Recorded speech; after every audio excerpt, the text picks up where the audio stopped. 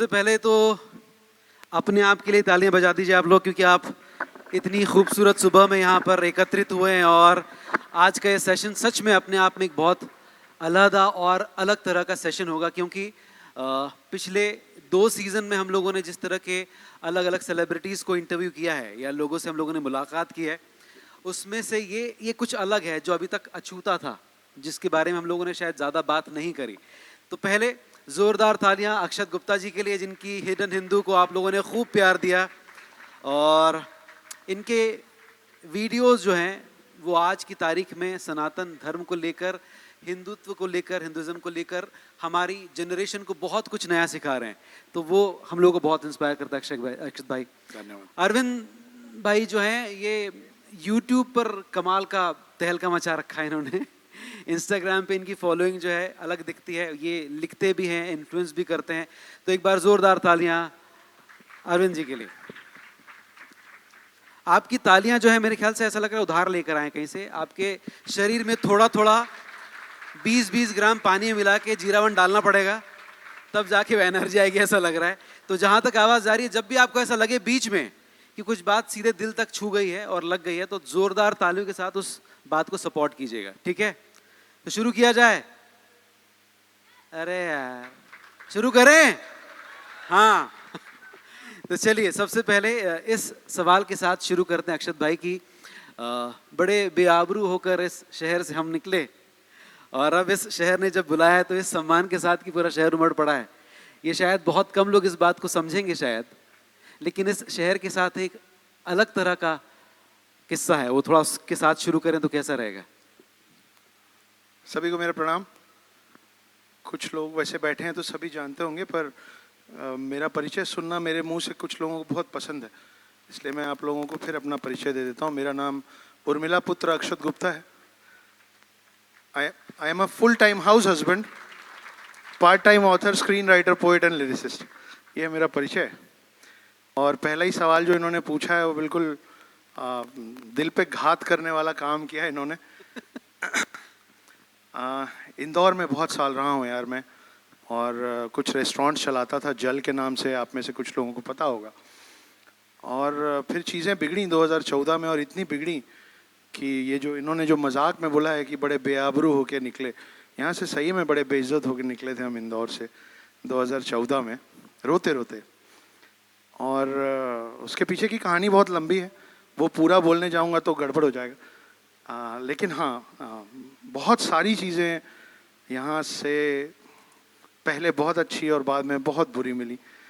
और कम लोगों के साथ ऐसा होता होगा शायद कि जिस शहर से आप इस तरीके से गए हों, मायूस होके, उदास होके, वो शहर आपको इतने प्यार से वापस बाहें फैला के बुलाए। तो उसके लिए आप सब लोगों का बहुत बहुत शुक्रिया। अरविंद भाई ऑलरेडी एक बार इंदौर में आ चुके हैं और रोबोट बनाने वाली एक हमारे इंदौर में इंस्टीट्यूशन है जो कि बच्चों को रोबोट बनाने की ट्रेनिंग देती है, उनके साथ ऑलरेडी आ चुके हैं। तो ये दूसरी बार आप इंदौर आए, तो इंदौर आकर पहली बात बताइए कि क्या लगता है आपको? मज़ा आता है इंदौर आके? क्योंकि यहाँ पर स्वच्छता को लेकर तो खूब बात होती है, खाने को लेकर बहुत बात, कुछ ऐसा है जो आपको और इसके अलावा समझ में आया?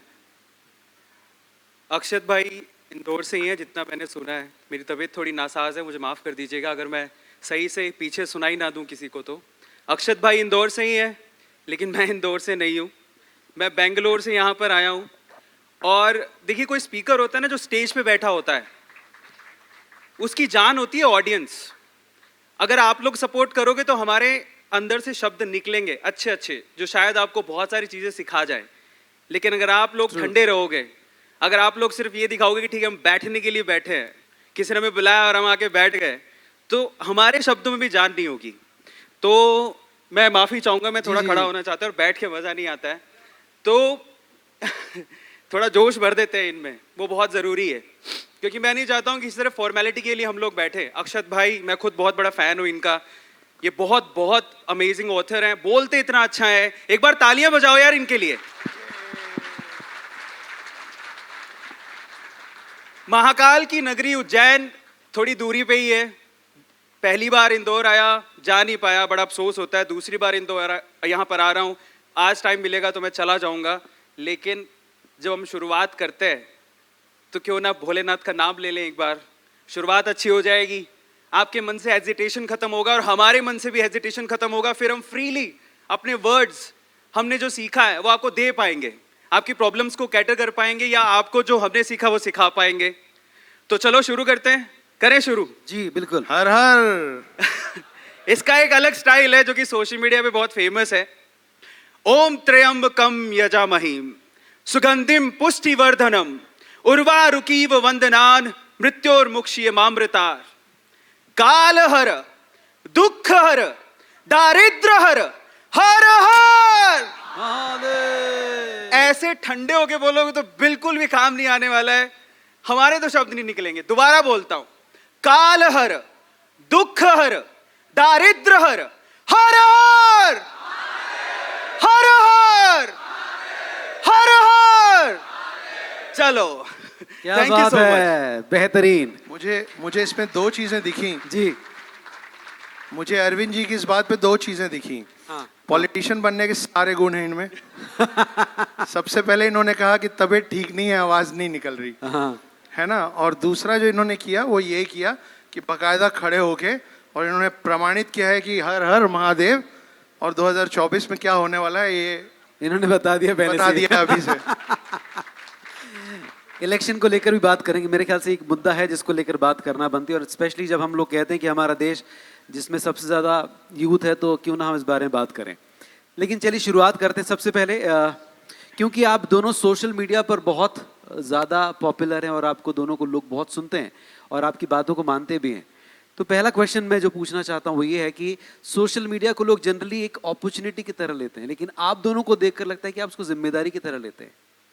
क्या थॉट है आपका इसके पीछे, और किस तरह से आप जब भी आप कोई चीज़ शेयर करते हैं वहाँ पर या अपलोड किया जाता है तो क्या जहन में थॉट होता है? पहले अक्षत भाई आप बताएं। मेरी इस चीज़ की शुरुआत ये सोच के हुई नहीं थी कि मेरे ऊपर कोई रिस्पॉन्सिबिलिटी आने वाली है जब से मैं स्क्रीन संभालूंगा या इंस्टाग्राम और यूट्यूब पे बात करने लगूंगा या इंटरव्यूज़ और पॉडकास्ट करने लगूंगा। ये होते होते हुआ मैं अपनी किताब का प्रमोशन करने की कोशिश कर रहा था, द हिडन हिंदू, क्योंकि वो उस किताब में चारों युगों की बातें हैं, 7 चिरंजीवियों की बातें हैं, दशावतार की बातें हैं, तो मैं उसके इर्द गिर्द अपनी बातें रख रहा था। बाद में समझ में आया कि ये बस बोल देना नहीं है, आप जब कह रहे हैं तो कुछ लोग उसको बहुत गहनता से ले रहे हैं, बहुत सीरियसली ले रहे हैं। और ये इसका एक बहुत बड़ी चीज़ रिसेंटली कुछ 4-5 महीने पहले हुई मुंबई में। मैं मुंबई में ही रहता हूँ। मुंबई में मैं एक मॉल में खड़ा था, अपने लिए कुछ ऑर्डर कर रहा था, और सडनली वो जो ऑर्डर ले रहा था बंदा, उसकी आंख ऐसे हो गई थी। तो मैंने बोला क्या हो गया? तो वो ऐसे करता है, पीछे देखो पीछे। जब मैं पीछे पलटा तो एक मुझसे कुछ 4-5 साल छोटी लड़की वो मॉल में फूड कोर्ट पे अपने घुटने के बल बैठी हुई थी मेरे पीछे, और मेरी धड़कन रुक गई एक सेकंड के लिए। I genuinely skipped a beat कि क्या हो रहा है भाई। और वहाँ इतने लोग उसकी वजह से मेरी शक्ल देख रहे थे। कुछ लोगों को लग रहा होगा कि कितना खराब बॉयफ्रेंड है ये ऐसे कर रही है, उसके बाद भी इसको कोई फर्क नहीं पड़ रहा है। उसको मैं प्यार से उठाया, बोला क्या हो गया? जब उसने चेहरा ऊपर किया ना, उसका पूरा गाल भीगा हुआ था रो रो के। उसने बोला कि सर मैं अपने फ्लैट के, अपनी बिल्डिंग के ऊपर खड़े होके आई वॉज जंपिंग ऑफ, और नीचे वाले फ्लैट से मेरे को एक आवाज़ आई, टीवी पे चल रही थी बात, और आप डिप्रेशन पे और सुसाइड पे बात कर रहे थे, और मेरे पड़ोसी कौन है मुझे पता नहीं था। मैं उतर के नीचे गई, उनका दरवाज़ा खटखटाया, बोले आप किसको सुन रहे हैं? ऊपर आके मैं सुनी, और आज 2.5 महीने बाद मैं पहली बार अपने घर से निकली उस दिन के बाद, और मॉल में मेरे को आप मिल गए। तो उस दिन समझ में आया कि ये बहुत जिम्मेदारी का काम गाय बगाए उठा लिया हमने। दूसरी बात यह है कि मुझे ऐसा लगता है कि हम लोगों की यंग जनरेशन को अपने धरोहर के बारे में, अपनी मिट्टी के बारे में, अपने कल्चर के बारे में जितना पता होना चाहिए उससे कम पता है। मुझसे ये सवाल अमूमन पूछा जाता है, आपको इतना कैसे पता है? I am not trying to be humble और मॉडेस्ट। मैं जेन्युइनली ये मानता हूँ कि मुझे बहुत ज़्यादा नहीं पता है, हम लोगों को बहुत कम पता है, इसलिए आपको लगता है कि इसको बहुत पता है। अभी बहुत कुछ बचा हुआ है जानने के लिए, लेकिन शुरुआती तौर पे जो जानने की ज़रूरत है हम उसी में पिछड़े हुए हैं। तो मैं बस कोशिश कर रहा हूँ कि कुछ ऐसी बातें सुनाऊँ, बताऊँ, आप लोगों से साझा करूँ जिसकी जानकारी मुझे है। उससे आपको मज़ा आएगा तो फिर आप खुद ढूंढेंगे, खुद पढ़ेंगे, खुद खोजेंगे। ये थॉट के साथ मेरी शुरुआत हुई थी। जो पहला सवाल इन्होंने पूछा था बड़े बेआबरू होके, उसमें बहुत कुछ सीखा। इसलिए आप में बहुत सारे यंग स्टूडेंट्स हैं, अब आप लोगों का करियर शुरू हो रहा है, कोई फर्स्ट जॉब पे है, बहुत कुछ पाने के बाद भी बहुत बुरी तरीके मुंह के बल गिरा था मैं। एक ऐसा भी दिन था जब मेरे माता पिता यहाँ बैठे हैं, जब मेरे माता पिता और मैं थाने में बैठे थे, हम पे केसेस थे, और वहाँ पे कुछ लोग एक साथ खड़े हो गए जो हमारे अगेंस्ट थे। वो ये कह रहे थे कि बताओ कितना बड़ा फेलियर है ये आदमी कि ये सुसाइड करने की कोशिश की और उसमें भी फेल हो गया, और हम तीनों वहाँ बैठ के रो रहे थे। तो ये सब इस शहर में मैं देखा हूँ, और इसलिए समझ में आता है कि आजकल जो होता है ना कि एक जॉब चली गई, एक अपॉर्चुनिटी मिस हो गई, मार्क्स कम आ गए, गर्लफ्रेंड या बॉयफ्रेंड छोड़ के चला गया, कोई करीबी इंसान ने कुछ बहुत ही ज़्यादा कटु वचन बोल दिए जो तकलीफ का कारण बन गया, और अपन डिप्रेशन में चले जाते हैं। डिप्रेशन होना लाजमी है, लेकिन उससे निकलने के लिए बात करनी पड़ेगी। तो अब मैं वही कर रहा हूँ जो मुझे अभी तक के जीवन ने सिखाया है। मैं कोशिश करके, चाहे वो मैं माइथोलॉजी बोलना कम पसंद करता हूँ। मेरा मानना है कि आप मिथ्या कहेंगे तो माइथोलॉजी है, आप सत्या कहेंगे तो सत्यालॉजी। बिल्कुल सही। तो मैं सत्यालॉजी पे थोड़ी बात कर लेता हूँ और डिप्रेशन पे थोड़ी बात कर लेता हूँ, जो मेरा अपना तजुर्बा है, अपना एक्सपीरियंस है, अपना अनुभव है। वही सब आप लोगों को अच्छा लग रहा है और मैं जिम्मेदारी रखने की पूरी कोशिश कर रहा हूँ। सुपर। अरविंद जी, अरविंद भाई, आप के बारे में बताएं, आप इसको किस तरह से देखते हैं जब आप सोशल मीडिया पर कोई भी चीज़ शेयर करते हैं? सोशल मीडिया बहुत बड़ी जिम्मेदारी है, और इसका एक बहुत अच्छा जवाब अक्षत भाई ने दे ही दिया है। पर वो जिम्मेदारी कैसे है ना, वो जब आप कोई कंटेंट डालते हो और आप पे कोई भरोसा करता है, और उसके बाद जब वो सवाल पूछता है और सवाल के जवाब आपसे चाहता है, तब जिम्मेदारी का एहसास ज़्यादा होता है। एक बार क्या हुआ कि जब मैंने कोई कंटेंट, मैं जब इंस्टाग्राम पे और यूट्यूब पे अपलोड कर रहा था, A2 मोटिवेशन में हमने सोचा था कि चलो मोटिवेशन का हम लोग कंटेंट अपलोड करेंगे, और हम लोग हमेशा ड्रीम्स की बातें करते हैं कि मेरे सपने हैं, मैं उन सपनों को पूरा करना चाहता हूँ। तो एक बार है ना, सोशल मीडिया पे मुझे किसी ने पूछ लिया कि सर मैं तो एक्टर बनना चाहता हूँ पर मेरी फैमिली सपोर्ट नहीं करती। और ऐसे सवाल बहुत लोगों के होते हैं। अगर अक्षत भाई मुंबई तक पहुंचे तो मेरे ख्याल से फैमिली का इतना सपोर्ट नहीं होगा।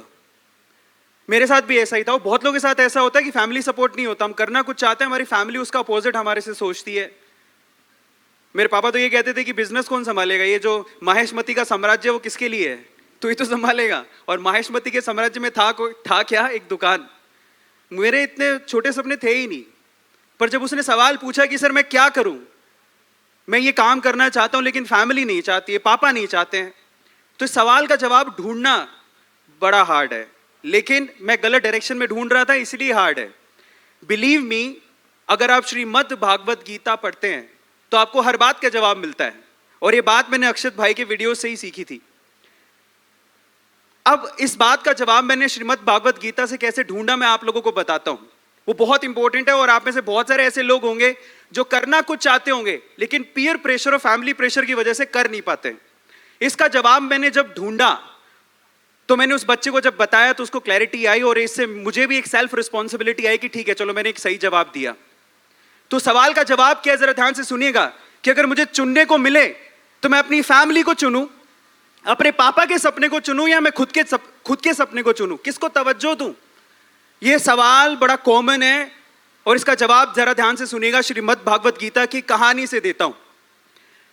जब यह तय हो गया कि महाभारत होगी, जब यह तय हो गया कि कौरवों और पांडवों का युद्ध होगा, यह तय है, तब दुर्योधन और अर्जुन, स्पेशली कौरवों और पांडवों के बीच में दिमाग में एक सवाल था कि भैया भगवान कृष्ण किसकी तरफ से लड़ेंगे?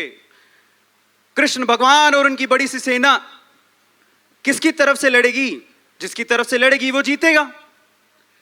तो कृष्ण भगवान सोए हुए थे, दुर्योधन और अर्जुन दोनों सुबह सुबह पहुंच गए। भगवान जी सोए हुए हैं, दुर्योधन उनके सिर के पास बैठ गया और अर्जुन उनके पांव के पास बैठ गया। अब भगवान की आंखें खुली, श्री कृष्ण भगवान की आंखें खुली, तो उन्होंने सबसे पहले अर्जुन को देखा और फिर दुर्योधन को देखा। समझ तो वो गए थे क्योंकि महाभारत का युद्ध होने वाला था, उनको समझ में आ गया था कि ये दोनों क्यों आए हैं। तो समझ में जब आ गया तो उन्होंने एक ऐलान किया और ऐलान करने के बाद बोला कि अब चुनो। वो ऐलान क्या था जरा आप लोग ध्यान से समझिएगा, और यहीं से आपको आपका जवाब भी मिलेगा कि मुझे किसको चुनना है, मुझे फैमिली को चुनना है कि मुझे मेरे सपनों को चुनना है। उन्होंने कहा कि मैं युद्ध में जरूर पार्टिसिपेट करूंगा, जरूर आऊंगा, लेकिन मेरी एक शर्त है, मैं और मेरी सेना अलग अलग है। कोई एक मेरी सेना को चुन सकता है और कोई एक मुझे चुन सकता है, और जो मुझे चुनेगा उसमें भी एक शर्त है, मैं हथियार नहीं उठाऊंगा। जरा सुनिएगा, भगवान कृष्ण कहते हैं कि मैं हथियार नहीं उठाऊंगा युद्ध में, मुझे जो लेके जाना चाहता है मैं प्रवचन दे सकता हूं, घोड़ी की नाल पकड़ सकता हूं, हथियार नहीं उठाऊंगा, और मेरी सेना मेरे साथ नहीं लड़ेगी। अगर तुम दोनों में से किसी एक को चुनना है तो तुम्हें या तो कृष्ण को चुनना पड़ेगा जो कि हथियार नहीं उठाएगा, या फिर आपको चुनना पड़ेगा किसे? कृष्ण की सेना को। सबसे पहले उन्होंने कहा कि अब दुर्योधन को चिंता हो गई कि अगर अर्जुन ने कृष्ण की सेना को चुन लिया तो मैं तो गया, क्योंकि कृष्ण की सेना बहुत बड़ी थी। लेकिन भगवान कृष्ण ने कहा कि भैया मैंने सबसे पहले अर्जुन को देखा था, जब मेरी आंखें खुली तो भैया अर्जुन सबसे पहले मांगेगा। अर्जुन ने क्या मांगा पता है? और इसका रिजल्ट भी आप जानते हो कि पांडव जीते थे। अर्जुन ने क्या मांगा? मुझे भगवान कृष्ण चाहिए। उसने सेना को छोड़ दिया। दुर्योधन तुरंत अपने हृदय पे हाथ रख के बोलता है, थैंक गॉड, हे भगवान बहुत शुक्र है इसने कृष्ण को चुना जो कि हथियार उठाएगा ही नहीं, मेरे पास तो मौका है। तब दुर्योधन ने चुना कृष्ण की सेना को, और बहुत खुश थे, दोनों बहुत खुश थे। दुर्योधन भी बहुत खुश था, अर्जुन भी बहुत खुश था, लेकिन जरा ध्यान से दोनों में फर्क समझिएगा। अर्जुन ने चुना भगवान कृष्ण को, दोनों में फर्क जरा ध्यान से समझिएगा। अर्जुन ने चुना भगवान कृष्ण को, लेकिन दुर्योधन ने चुना कृष्ण को छोड़ के, भगवान कृष्ण को नहीं, कृष्ण को छोड़ के कृष्ण की सेना को। दोनों में फर्क क्या था आप समझ पा रहे हैं? मैं स्ट्रेट फॉरवर्ड आपको बताता हूं कि हमें किसको चुनना चाहिए जब हमारे सपने और हमारी फैमिली में द्वंद्व हो जाए। अपने आप को चुनो, क्योंकि अपने आप को चुनना भगवान कृष्ण को चुनना, स्वयं को चुनना भगवान कृष्ण को चुनना, अपने सपनों को चुनना भगवान कृष्ण को चुनना, अपने लिए लड़ना भगवान कृष्ण को चुनना। तो अगली बार जब सवाल आए कि मुझे क्या चुनना है, सीधी बात है, और मैंने भी अपनी जिंदगी में यही किया, मैंने छोड़ दिया। मैं सूरतगढ़ राजस्थान से हूं, बहुत कम लोग जानते होंगे। छोटी सी उम्र 12वीं क्लास की थी, उसके बाद मैंने अपना घर छोड़ दिया था, तब से दोबारा नहीं गया हूं। अपने पापा को एक बात बोली, आपसे अब कभी पैसे नहीं मांगूंगा। यू वॉन्ट बिलीव, जब मैं अपनी लाइफ में स्ट्रगल कर रहा था, पैसे नहीं थे, तब मैंने अपने पापा को बोला था कि पापा एक वसीयत बनाओ कि आज के बाद से आपके एक भी रुपए पर मेरा हक नहीं है, मैं साइन करने को तैयार हूं। मैं तब बोला था ये बात जब मेरे पास एक ढेला नहीं था, मैं स्ट्रगल कर रहा था, अगले महीने का किराया कैसे दूंगा मुझे पता नहीं था। जो लोग मेरे करीबी हैं ना मुझे जानते हैं, मेरी पत्नी मुझे जानती है कि हमने कैसे दिन निकाले हैं, लेकिन अपने आप पे विश्वास था मुझे कि मैं कर लूंगा। इसलिए कहता हूं कि जब ये द्वंद्व अपने अंदर हो, अपने अंतर मन के अंदर हो, तो स्वयं को चुनना, क्योंकि स्वयं को चुनना भगवान कृष्ण को चुनना। सुपर। चलिए हम लोग भगवत गीता तक पहुंच गए, भगवान तक पहुंच गए, तो मेरे ख्याल से अक्षत भाई पर आते हैं और थोड़ा एआई से लेकर भगवान तक पहुंचते हैं। हम लोग कल ऐसे डिस्कस कर रहे थे, मैं और अक्षत भाई, मैंने कहीं अभी भी 2 दिन पहले मेरे शो पर डिस्कस किया था कि आने वाले 20-23 साल के बाद एआई जनरेटेड रोबोट्स होंगे जिससे इंसान शादी करेगा। अभी तक ये होता था ना कि कॉलोनी के लड़कों की मोहब्बत को जो है वो डॉक्टर इंजीनियर लेकर जाते थे, अब एआई रोबोट लेकर जाने वाले हैं। ऐसा होगा क्योंकि लड़कियों को ये प्रॉब्लम होती है कि यार हमारा जो पति या बॉयफ्रेंड है वो सुनता है तो सुन रहा होता है पर ध्यान इधर उधर होता है, सुनता नहीं है। तो एआई बेस्ड रोबोट जो है वो बिल्कुल ध्यान से सुनेंगे, तो बेवफाई नहीं करेगा, पूरा कंसंट्रेशन से आपके ऊपर ध्यान देगा, आपको प्यार करेगा, ये सारी चीज़ें होंगी। आपको लगता है एआई इतनी बड़ी प्रॉब्लम क्रिएट करने वाला है आने वाले टाइम पर लोगों की लाइफ में? ऐसे में अगर क्वेश्चन हो कि एआई वर्सेस गॉड, क्या कहेंगे अक्षत जी? गॉड को पहले भगवान कर देते हैं। जी भगवान। कुछ को पता होगा, कुछ को शायद आज पता चलेगा। भगवान का फुल फॉर्म कितने लोगों को पता है? भगवान का फुल फॉर्म मैं बताता हूं आपको। भगवान का फुल फॉर्म, भ से है भूमि, ग से है गगन, व से है वायु, व में आ की मात्रा से है अग्नि, और न से है नीर। तो जो इन 5 तत्वों को अपने अंदर समाहित कर लेता है वो भगवान बनता है, उसको भगवान कहते हैं। सती के जाने के बाद जब पार्वती को प्रेम हो गया था शिव से, और उनको, वो तो नॉर्मल इंसान थी ना, तो वो शिव को कैसे पाए? वो शिव, भाई आपको किसी के बगल में बैठने के लिए उसके ओहदे की बराबरी करनी पड़ती है, तब आप उसके बगल में बैठते हैं। तो आज जाके मैं नवनीत भाई और अरविंद के बगल में बैठ पाया हूँ। अरे रे रे रे। तो पार्वती को देवी बनना था महादेव के समकक्ष बैठने के लिए, और उसमें उन्होंने भगवान बनने की प्रक्रिया में ये पांचों चीजें साधी जो मैंने आपसे अभी कहा। तो वो भगवान बनी, इसलिए देवी बनी, इसलिए महादेव के बगल में पहुंची। तो ये तो परिभाषा है भगवान शब्द की। अब एआई वर्सेस भगवान में आपने कहा कि एआई प्यार करेगा, मेरे को बड़ा संशय है और इमेजिनेशन बड़ा अजीब है जी। कि एआई प्यार कैसे करेगा। पर ठीक है, करते होंगे, होगा ऐसा भी किसी दिन। जी। दूसरी चीज़ है, एक चीज़ जो एआई को हमको सिखानी पड़ेगी, फीड करना पड़ेगा जैसे कंप्यूटर्स में करते हैं, वो है नारी सम्मान। वो आपको ही डालना पड़ेगा। तो जब तक आप उसके अंदर कुछ डाल रहे हैं, वो आपका प्रतिबिंब बनेगा, वो नहीं बन सकता। हमारे बच्चों में जो एक रिफ्लेक्शन होता है वो माता पिता का होता है, क्योंकि माता पिता बच्चों में दसियों चीज़ें डालते हैं। संस्कार माता पिता से आते हैं, परिवार से आता है, क्योंकि परिवार उसमें डालता है। तो आज कोई भी इंसान अकेले मैं नहीं हो सकता। मैं के पीछे बहुत सारी शक्तियां होती हैं, तब एक इंसान मैं बनता है। वैसे I is the loneliest letter of I is the loneliest word. I से खोखला और आई से अकेला कोई शब्द नहीं है। आई इतना अकेला है कि आई है, उसके साथ दूसरा अल्फाबेट नहीं जुड़ पाया। ठीक है, तो आई होना अच्छी बात नहीं है। तो ये जो मैं बोल रहा हूँ कि नारी सम्मान, आप देखिए कि हमारे, कम से कम हमारे पुराणों में शुरू से ये बताया हुआ है कि आप जितने भी भगवानों का नाम ले लें, वो शादी से पहले माँओं के नाम से जाने जाते थे। अंजनी पुत्र, गंगा पुत्र, देवकी नंदन, यशोदा नंदन, और इन्हीं में जिनकी शादियां हुई वो अपनी पत्नियों के नाम से जाने गए। सिया राम, राधे श्याम, गौरी शंकर, लक्ष्मी नारायण।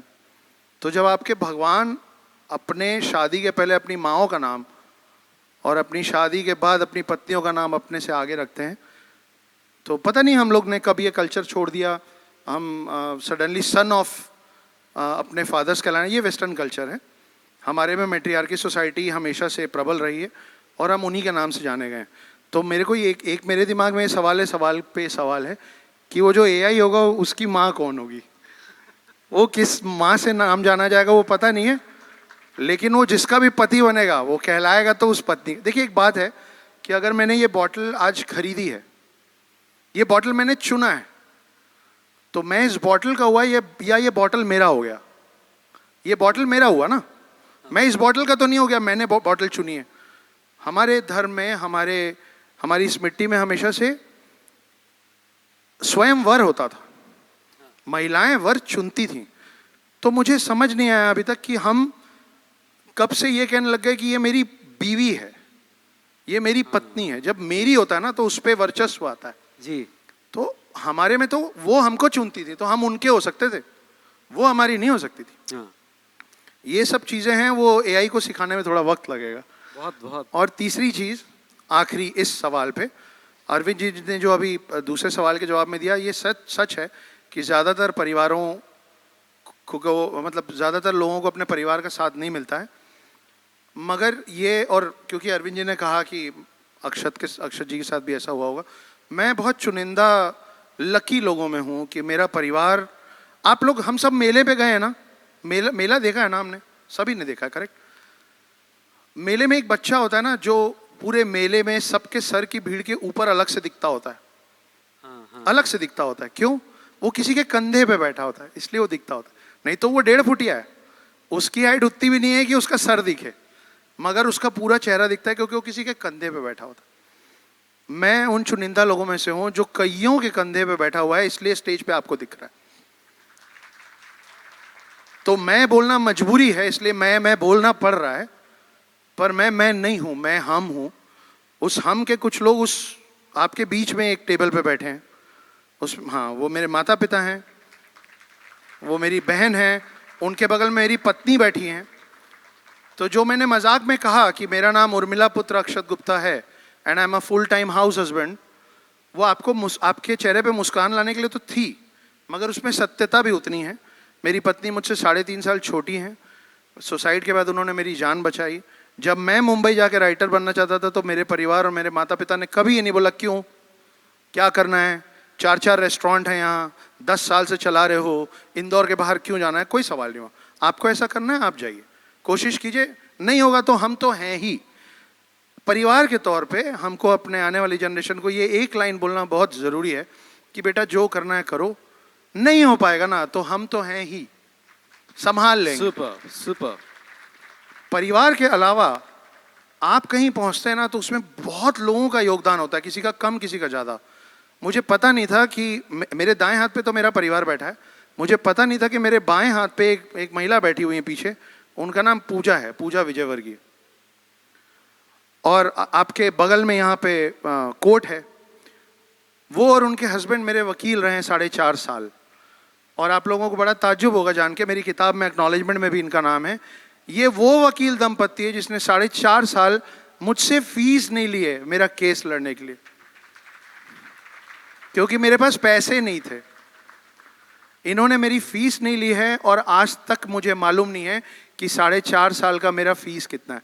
वो अंडर टेबल बाबू को जो देना होता था ना, वो भी ये दोनों अपनी जेब से दिए, तब जाके मेरे केसेस खत्म हुए। अगर वो केसेस खत्म नहीं होते और वो धागा बंधा होता तो पतंग जैसे मैं अभी भी इंदौर के डोर में ही होता। इंदौर से बाहर जाने में बहुत लोगों का योगदान है और कम बार ऐसा मौका मिलता है कि इंदौर शहर के अंदर एक मंच मिले जहां आप अपने अपनों को तहे दिल से धन्यवाद बोल पाएं, आभार दे पाएं। मैं इस मौके को मिस नहीं करना चाहता था, इसलिए थोड़ी लंबी हो गई बात, सॉरी है उसके लिए। पर ये पूरा मेरे ख्याल से दिल तक का रिश्ता बन रहा है। मुझे बहुत मजा आ रही है इसको सुनकर। आप लोगों को मजा आ रहा है तो तालियां एक बार जोरदार हो जाएं यार। पीछे तक, पीछे एक अंकल बैठे हैं ब्लू शर्ट में, नहीं बजा रहे, मूछ वाले। हाँ ठीक है, बजा दी। ये एआई का जब सवाल पूछा जी, अब मेरे पास शायद आप जी, आए नहीं, हो तो बिल्कुल, मुझे बिल्कुल। हंसी आ गई। एक किस्सा याद आया तो मैंने सोचा आप लोगों के साथ शेयर करूं। भाई एआई सब कुछ कर सकता है, सही बात है, लेकिन होशियारी थोड़ी सिखा सकता है नहीं क्या, वो तो इंसानों में है। तो मुझे किस्सा याद आया अचानक से जब ये सवाल पूछा उन्होंने। हुआ कुछ यूं कि एक बार, मनगढ़ंत है, इसको थोड़ा सीरियसली मत लेना, बट हाँ अच्छा है।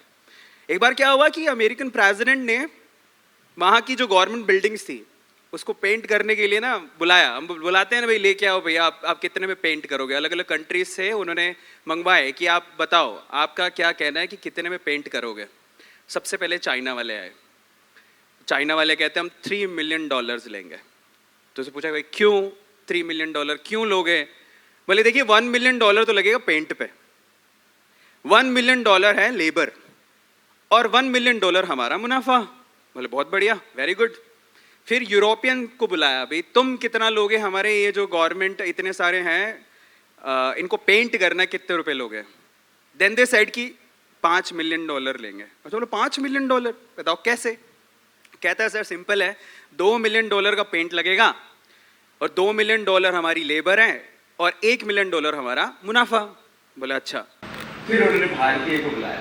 हम जन्मजात दिमागदारी है, यही कह रहा हूँ कि होशियारी थोड़ी है, ये हमसे रिप्लेस करवा देगा। तो भारतीय से पूछा भैया हाँ तुम आओ भैया, तुम्हारा बताओ ये जो गवर्नमेंट हमारे जितने भी बिल्डिंग्स हैं उनको पेंट करने के लिए कितना रुपया लोगे। बोले सर $10 मिलियन। बोले हैं मतलब चाइना वाले तीन, वो दिमाग में सोच रहे चाइना वाले $3 मिलियन मांग रहे हैं, यूरोपियन $5 मिलियन मांग रहे हैं, भारतीय $10 मिलियन जो कि लेबर हो तो सब सस्ती। तो उसे बड़ा जिज्ञासु हो गया, पूछा कि तुम $10 मिलियन किस बात के ले रहे हो, क्वालिटी तुम्हारी चलो चाइना से ऊपर होगी, यूरोपियन वालों से थोड़ी ऊपर है। उसके दिमाग में आया तो भारतीय ने जो जवाब दिया ना, यहाँ पे एआई फेल हो जाती है।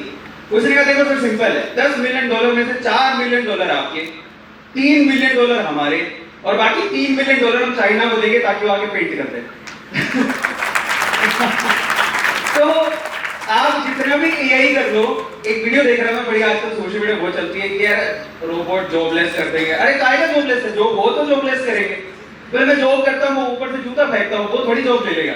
तो ट्राई टू अंडरस्टैंड एआई कितना भी आ जाए ह्यूमन रिप्लेस नहीं कर सकता, कुछ नहीं होने वाला है। हाँ, हम अपने आप को एनहेंस करेंगे, वो जरूर होगा। हमारी क्वालिटेटिव एनालिसिस बढ़ने लगेगी। हम लोग जो मजदूरी का काम करते हैं, जो छोटा मोटा काम करते हैं, वैसे वो भी बहुत जरूरी है। घर पे पॉलिश करो, खुद से करनी चाहिए। हार्ड गोटे नहीं हिलाओगे। मैं अपनी वाइफ को यही कहता हूँ, वो कहती है कि भाई आज सुविधा कर दो। अब तो हमने बहुत स्ट्रगल कर लिया। मैंने कहा यार ये बहुत जरूरी है, घर पे काम करना बड़ा जरूरी है। तो वो छोटे मोटे काम कभी छोड़ने नहीं चाहिए। घर पे आप छोटे मोटे काम करिए, बाकी एआई रिप्लेस नहीं कर सकता ह्यूमन को। हम लोग ह्यूमन हैं और हमारे पास सबसे बड़ी इंपॉर्टेंट चीज़ क्या है, ये मगज, ये 200 पाउंड का जो आपके धड़ के ऊपर रखा हुआ है ना, ये बहुत मालदार चीज़ है। इसी से कमाते हैं। पीछे एक सीए साहब बैठे हैं, फर्नेस जैन जी वो जानते हैं। चलो, तो यही इसका आंसर था। अभी एआई रिप्लेस कभी नहीं कर सकता। जी जी। अभी जो आपने एक किस्सा छेड़ा था कि आपके वकील और एडवोकेट्स फैमिली यहाँ पर बैठी हुई हैं जिन्होंने आपको बहुत सपोर्ट किया है। अभी रिसेंटली ऐसे बहुत सारे किस्से हम लोगों ने देखे अक्षत भाई, जिसमें पुरुष के मतलब कल्प्रेट ना होने के बावजूद उसको बहुत कुछ गो थ्रू करना पड़ा लाइफ में। ये हम लोगों ने डिस्कस नहीं किया, लेकिन आउट ऑफ सिलेबस में लेकर आ रहा हूँ इस क्वेश्चन को, क्योंकि अभी शिखर धवन के साथ भी ये किस्सा बहुत बड़ा हुआ था। और हम लोगों ने इंदौर में वैसे बहुत सारे केसेस देखे हैं जहाँ पर बहुत सारे पुरुष जो गिल्टी नहीं होते उसके बावजूद उनको बहुत लाइफ अपनी जो है इन चक्करों में बर्बाद करनी पड़ जाती है। अगर हम रिलेशनशिप के बेसिस पर इसको समझना चाहें कि रेड फ्लैग्स कौन से होते हैं जो शुरुआत में समझ में आ जाएं, तो शायद थोड़ा संभला जा सकता है। अगर आप कुछ रेड फ्लैग्स बता पाएं। एनिमल फिल्म कितने कितने लोगों ने देखी? थप्पड़ फिल्म कितने लोगों ने देखी? बस ये एनिमल और थप्पड़ का ही फर्क है पूरा। जो समझ गए होंगे समझ गए होंगे, जो नहीं समझे होंगे उनको मैं 2 लाइन में बोलने की कोशिश करूं। आपको एक फिल्म दिखाई गई बना के, बहुत लोगों ने मेहनत की, जिसमें गुस्से में गलती से हस्बैंड का हाथ मारता भी नहीं है थप्पड़, धक्का मुक्की में थोड़ा सा लग जाता है और वो जाके केस कर देती है और वो लड़ती है ना। और लेकिन वो केस इसलिए नहीं करती कि कल रात को उसने मुझे थप्पड़ मार दिया था। वो केस इसलिए करती है क्योंकि उसके अगले दिन सुबह 2-3 दिन तक वो देखती है कि इसको इस बात का एहसास है कि नहीं कि इससे गलती हुई। अगर उसको एहसास होता तो मामला घर के अंदर सुलझ जाता। उसको 3 दिन तक एहसास नहीं होता है और वो नॉर्मली अपना ऑफिस जा रहा है, सुबह वो जो नाश्ता परोस रही है वो कर रहा है, सब नॉर्मल चल रहा है उसके लिए, जैसे कि कुछ हुआ ही नहीं।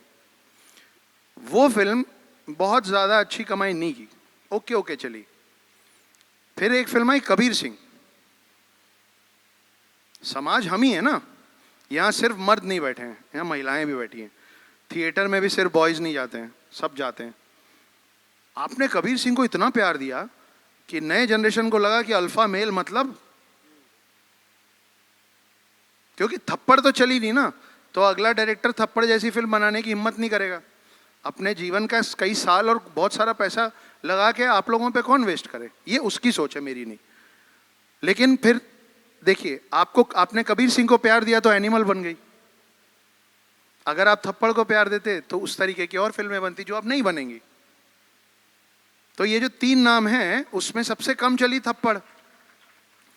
कहने का तात्पर्य ये भी है कि जब गलती हम सबसे होती है, मैं अभी बोल रहा था नवनीत भाई को कि इसी पल इसी समय आप में से किसी का भी रोड एक्सीडेंट नहीं हो सकता बाहर मेन रोड पे, राइट दिस मोमेंट। क्यों नहीं हो सकता? क्योंकि आप रोड पे हैं नहीं ना। रोड पे इस पल पे एक्सीडेंट उसका होगा जो इस पल पे रोड पे होगा। गलती उसी से होगी जो काम करेगा। संबंध हैं, रिश्ते हैं, तो उसमें खटास होगी, लेकिन अपनी गलती को खुद समझ बूझ के माफ़ी मांग लेने में, वो तिल का ताड़ बनने के पहले, राई का पहाड़ बनने के पहले सेटल हो जाता है। जब वो नहीं होता है, और मुझे नहीं पता आप में से कितने लोगों को इस बात का एहसास है जो मैं बोल रहा हूँ, कि शुरुआत ना सबसे पहले तू तड़ाक से होती है।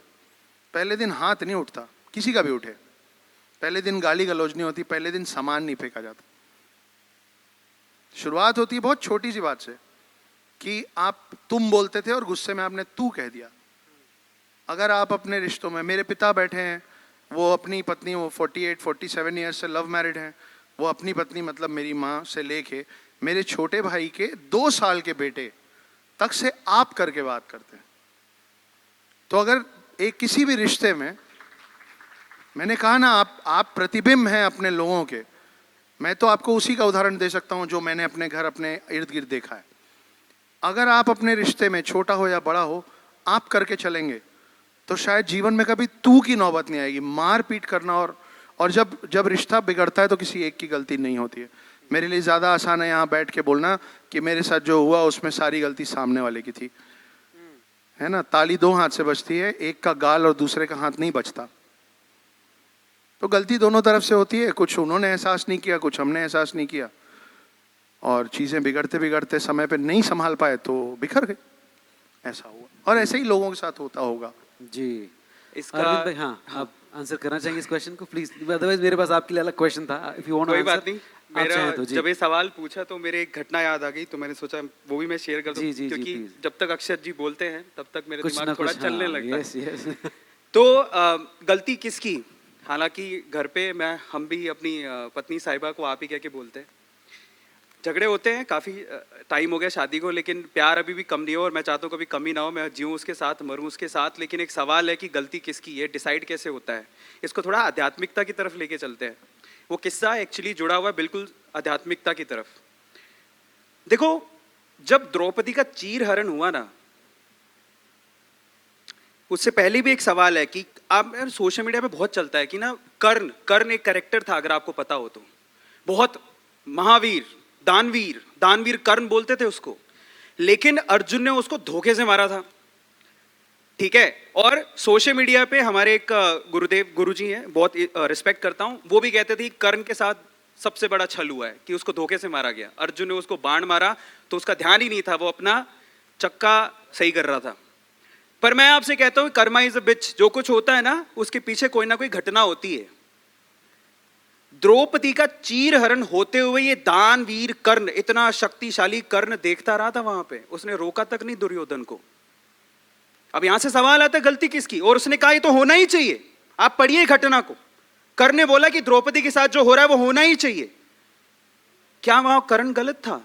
रुकिए, गलती किसकी? यहां पे द्रौपदी के साथ जो हो रहा है वहां पे कर्ण भी गलत है। लेकिन पीछे, थोड़ा और पीछे जाते हैं, तो हम डिसाइड ही नहीं कर पाएंगे गलती किसकी है। यू वॉन्ट बिलीव कि द्रौपदी का जब स्वयंवर हो रहा था, जब सब राजाओं को बुलाया गया था, तब कर्ण भी वहां आया था। कर्ण भी वहां पर आया था, लेकिन द्रौपदी ने उसे यह कह के मना कर दिया कि मैं सूत पुत्र से शादी नहीं करूंगी। तो हम डिसाइड ही नहीं कर सकते कि गलती किसकी है। द्रौपदी जब सबके सामने कर्ण को यह कह सकती है कि मैं सूत पुत्र से शादी नहीं कर सकती, तो हम यहां डिसाइड नहीं कर पा रहे कि गलती किसकी। वहां कर्ण यह कह रहा है कि द्रौपदी का चीरहरण हुआ, सही हुआ, यही होना चाहिए, तो हम यहां पर भी डिसाइड नहीं कर पा रहे गलती किसी की। क्योंकि हम लोग अगर पूरा टाइमलाइन देखेंगे तो it's all about that movement. हमारे साथ जो हो रहा है, हम कठपुतली, हमें कुछ समझ में नहीं आ रहा। तो वहां पर एहसास होना कि गलती किसकी है, वो तो आप प्रेजेंट माइंड से होकर जब सोचोगे और अपना अपना हिस्से की गलती जब मान लोगे ना, तभी आपके रिश्ते आगे बढ़ते हैं। अदरवाइज अगर ऐसे ही करते रहोगे कि गलती उसकी, तो मामला कभी सुधरने वाला है नहीं। तो मेरा ये मानना है। बिल्कुल बिल्कुल ठीक बात। अच्छा, एक क्वेश्चन आपकी तरफ ही लेकर आता हूं मैं कि आप सोशल मीडिया पर लोगों को इतना अलग अलग तरह का कंटेंट सर्व करते हैं, लेकिन मुझे लगता है कि जब हम बात करते हैं, जब हम जहाँ चल रहे हैं उससे एक कदम आगे सोचने की, ये बहुत इंपॉर्टेंट होता है अगर आप लाइफ में सक्सेसफुल होना चाहते हैं। जैसे आर.डी. बर्मन का एग्जांपल मैंने आपसे दिया था थोड़ी देर पहले कि आर.डी. बर्मन ने अपने समय से पहले का संगीत दिया, इसीलिए आज आर.डी. बर्मन आज भी जीवित हैं अपने संगीत के माध्यम से। अपने समय से कितना आगे चलना जरूरी है और किस तरह से चला जा सकता है, इस बारे में प्लीज कुछ बताएं। देखिए, अपने समय से आगे आप तभी चल सकते हो जब आपको अपने जो आप करने वाले हो उस पर विश्वास हो। इसको बहुत शॉर्ट में आपको स्वीटली आंसर करता हूँ, और वो शायद 3 लाइनों का ही आंसर है। उसके बाद हम अक्षत जी के पास चलेंगे, अक्षत जी बताएंगे। पर मुझे क्या लगता है कि जो आप कर रहे हो उस पर आपको अडिग विश्वास होना चाहिए। और विश्वास किसे कहते हैं, जरा ध्यान से समझिएगा। एक गांव में बारिश नहीं हो रही थी, बहुत दिनों से बारिश नहीं हो रही थी। परेशान हो गए लोग, अरे बारिश नहीं पड़ेगी तो पानी नहीं होगा, सूखा पड़ेगा तो हालत खराब हो जाएगी। तो सबने डिसाइड किया कि चलो यज्ञ करते हैं, सबको इकट्ठा होना है, यज्ञ करेंगे तो बारिश होगी। सब इकट्ठा हुए, लेकिन क्या आपको पता है कि उसमें से सिर्फ एक ही लड़का, पूरे गांव में से सिर्फ एक ही लड़का था जो छाता लेके आया था।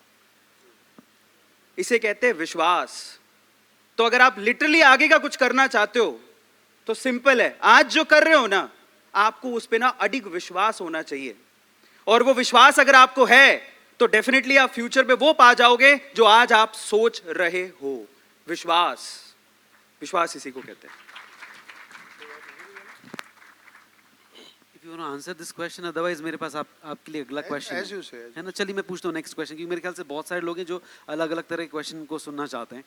अब चूंकि आदि पुरुष को गए हुए समय हो चुका है, जी। बावजूद इसके हम लोग देखते हैं कि मनोज मुंतशिर अपना पक्ष रखना चाहते हैं लेकिन रख नहीं पाते। वो नया जब भी कोई कंटेंट शेयर करते हैं अपने यूट्यूब पे, इंस्टाग्राम पे, फेसबुक पे, नेगेटिव कमेंट्स की बाढ़ आई हुई होती है। मुझे ऐसा लगता है कि सोशल मीडिया अगर आपको बनाता है तो ख़त्म करने में भी देरी नहीं लगाता। ऐसे में एक व्यक्ति जो अपना पक्ष रखना चाह रहा है बेचारा, कि उसने किस थॉट के साथ क्या लिखा, आप इस जगह पर होते या आप मनोज मुंतशिर को अगर कुछ कहना चाहें तो आपके जहन में क्या होगा? आपकी अकॉर्डिंग उन्होंने जो किया वो डायलॉग सही थे या क्या कुछ आप कहना चाहेंगे, क्योंकि आप खुद एक राइटर हैं और आप बॉलीवुड का हिस्सा हैं। मनोज भैया मेरे घनिष्ठ हैं, हम लोग कई बार मिलते हैं मुंबई में। रिसेंटली 15 दिन पहले हम लोग दिल्ली में एक लिट फेस्ट में साथ थे। बहुत आदर करता हूँ मैं उनका। जैसा कि थोड़ा सा रिपीटेटिव लग सकता है कि भाई गलतियाँ तो सबसे होती हैं, तो आपसे घर में भी तो होती हैं। 100 बार आपने एक सब्ज़ी बनाई होगी, 101वीं बार में नमक ज़्यादा हो गया, कच्चा रह गया, हो जाता है। मैं डिफेंड नहीं कर रहा हूँ, मैं ये नहीं कर रहा हूँ कि आदि पुरुष सही फिल्म थी। मतलब ब्लंडर था, 100% एक गलती थी। लेकिन जितनी बार हम अपना परचम लहरा के बोल रहे हैं ना मिस्टेक मिस्टेक मिस्टेक, आपको उस मिस्टेक वर्ड के साथ ईमानदारी से एक शब्द जोड़ने की ज़रूरत है, वो है honest. According to me it was an honest mistake. आप ये सोचिए कि 500 करोड़ रुपए लगा के टी सीरीज़ के ओनर भूषण कुमार 2.5 साल का वक्त लगा के आदि पुरुष के डायरेक्टर ओम राउत और अपना पूरा करियर का निचोड़ लगाने की कोशिश करके अपना पूरी ख्याति लगा के एक राइटर मनोज मुंतशिर, ये लोग जानबूझ के ना आपकी भावना आहत करने की कोशिश कर रहे थे और ना अपना करियर चौपट करने की कोशिश कर रहे थे। गलती उसी से होती है जो अभी हम बात कर रहे थे कि रोड पे एक्सीडेंट उसका होगा जो रोड पे जाएगा, है ना। तो उनका हम गलती हुई, उस पर कोई दो राय नहीं है, लेकिन उस पर कुछ अच्छी भी चीज़ें हैं। उस पर भी अगर भाई आप और मैं तो न्यूट्रल रह सकते हैं। मैं सेक्युलर होने की बात नहीं कर रहा हूँ, मैं न्यूट्रल होने की बात कर रहा हूँ। दोनों में फ़र्क है। हम न्यूट्रल हो सकते हैं, उसमें जो अच्छी चीज़ें हैं उस पर भी बात हो सकती है। पहली अच्छी चीज़ ये है कि 35 साल बाद कुछ लोगों ने प्रयास किया रामायण को नई जनरेशन को दिखाने के लिए, गलत तरीके से दिखाया, उस पर उनको डांट भी लग चुकी है, सज़ा भी मिल चुकी है, बात पुरानी हो गई है। नई बातें इलेक्शन है, नई बातें एनिमल है और ऐसी कई और चीज़ें हैं जिस पे हम लोग बेहतर चर्चा कर सकते हैं। तो हो गया, उस पर उसको जाने दिया जाना चाहिए। बिल्कुल बिल्कुल ठीक बात। अरविंद भाई मैं आपके पास आता हूँ नेक्स्ट अलग क्वेश्चन के साथ। इसके बाद आरजे विनी हमारे साथ बैठी, वो अक्षत भाई से एक क्वेश्चन पूछना चाहेंगे। अभी रिसेंटली नीना गुप्ता ने एक पॉडकास्ट में कहा था कि सेफ्टी के मद्देनज़र उन्होंने कहा था कि विमेन नीड मैन, उनको ज़रूरत होती है। इसको किस तरह से देखते हैं? मुझे लगता है अगर ये है तो अच्छा नहीं है, नहीं। क्योंकि इस देश में महिलाओं को सेफ्टी के लिए पुरुष की ज़रूरत क्यों पड़ना चाहिए? आप इसको किस तरह से देखते हैं और क्या इसका सॉल्यूशन हो सकता है? इसका जवाब है ना बड़ा सिंपल है, पर उसको दो तरीके से दिया जाना चाहिए। एक बाहर की सच्चाई क्या है और एक अंदर की सच्चाई क्या है। तो पहले अंदर की सच्चाई समझते हैं। चाहे आपको एक मर्द, भले ही ऊपर से मर्द दिखता हो कठोर, लेकिन सच बताता हूँ रोना हमें भी आता है। और तो पता है एहसास होता है कि यार किसी का पल्लू मिल जाए।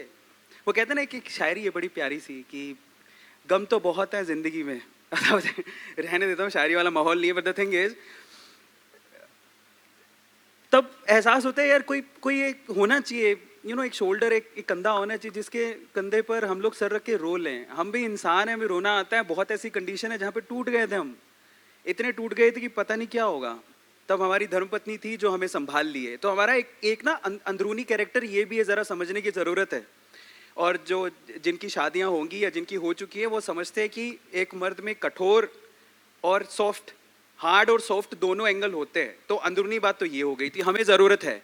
और महिलाओं का हम पे डिपेंडेंसी रखना इंटरनली, तो ये बात बिल्कुल गलत है, जबकि हमें ज़्यादा ज़रूरत है उनकी, लेकिन बाहरी प्रारूप पे चलते हैं।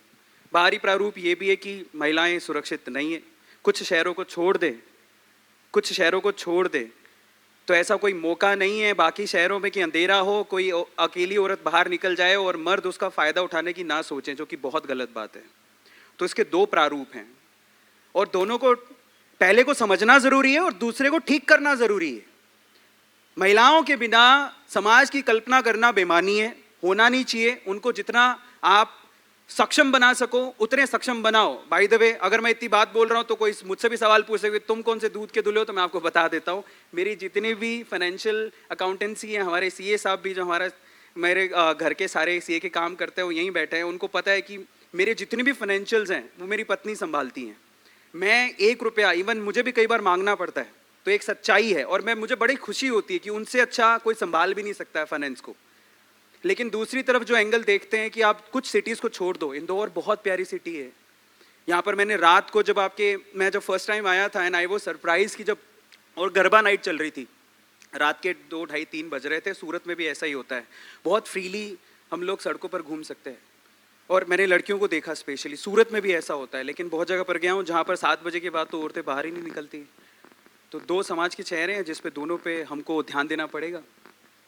तो अक्षत भाई, आप इसमें कुछ ऐड करना चाहेंगे?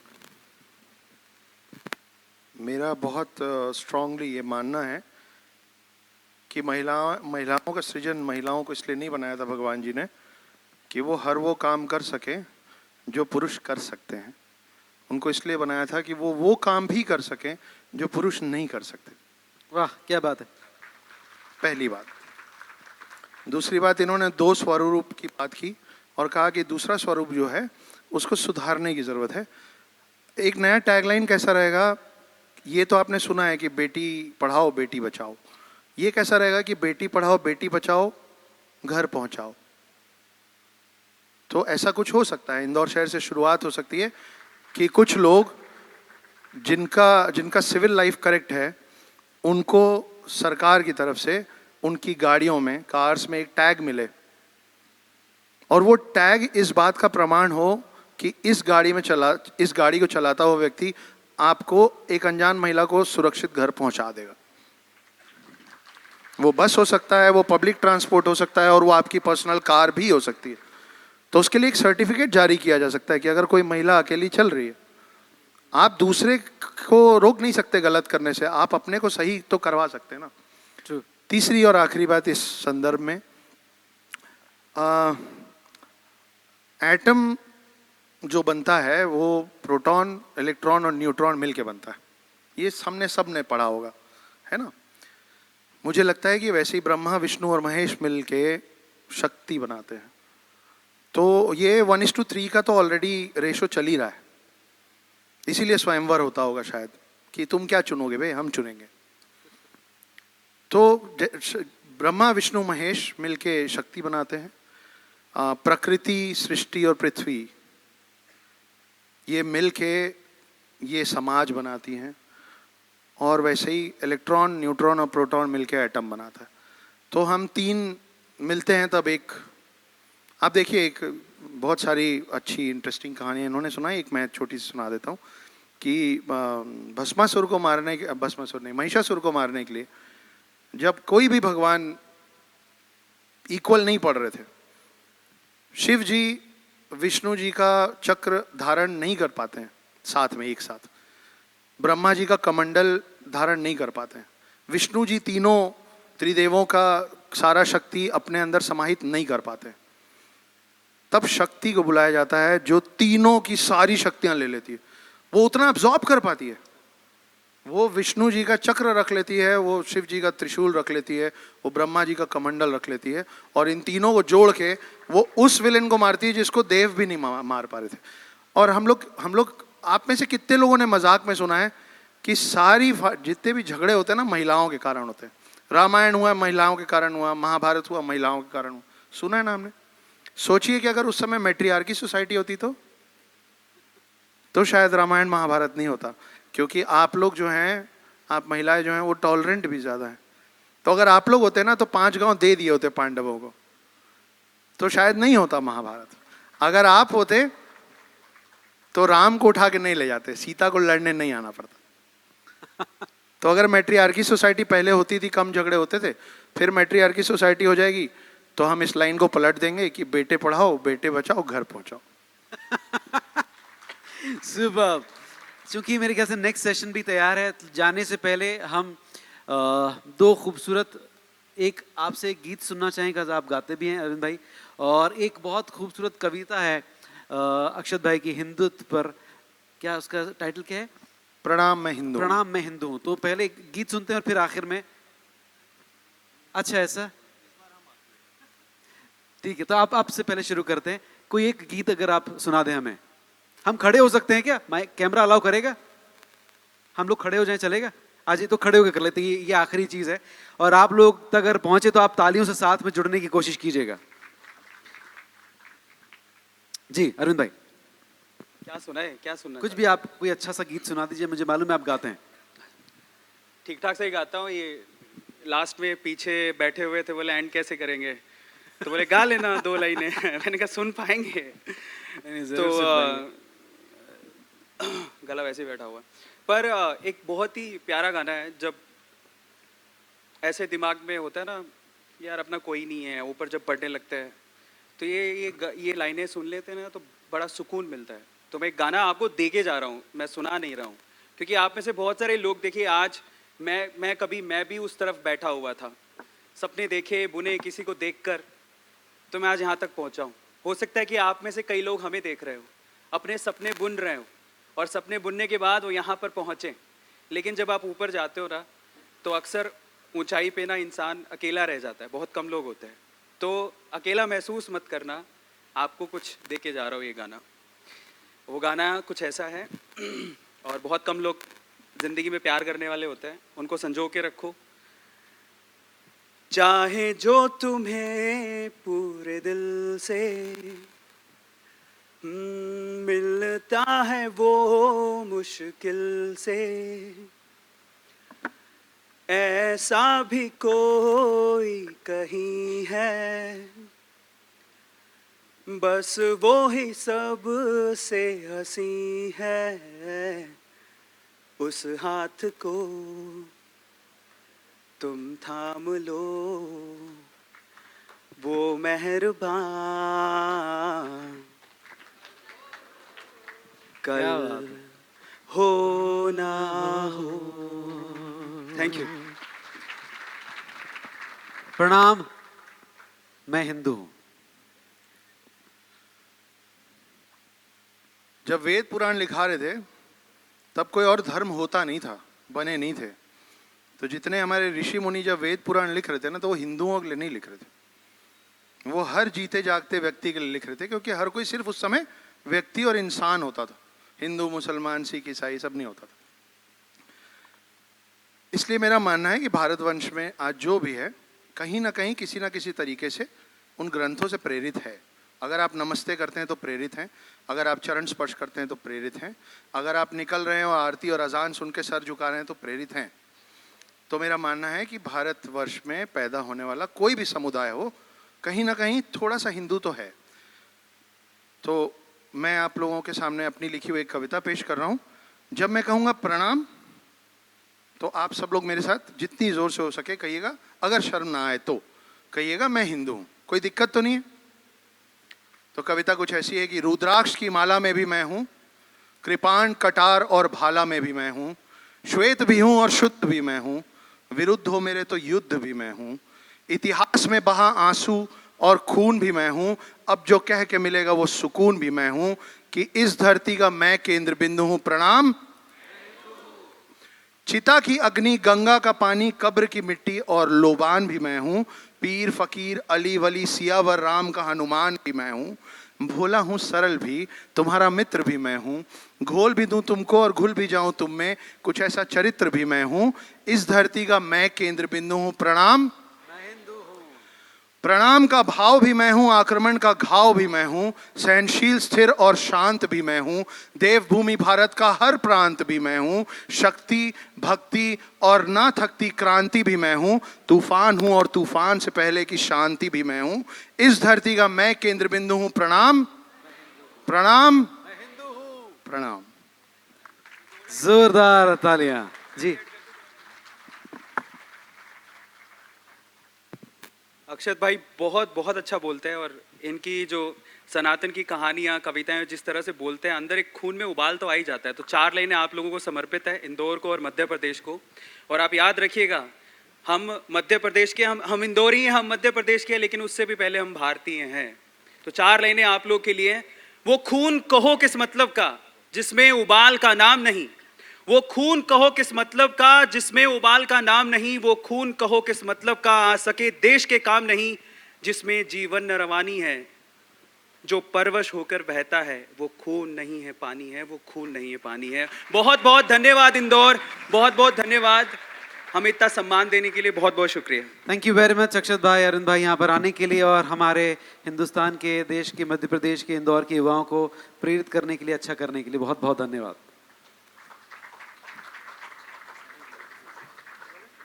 बहुत बहुत धन्यवाद। अब आपके हवाले है। जी जी जी, बहुत बहुत धन्यवाद आप तीनों का, आपने इतना सुंदर, एक बार जोरदार तालियां बजाकर आप, थैंक यू वेरी मच।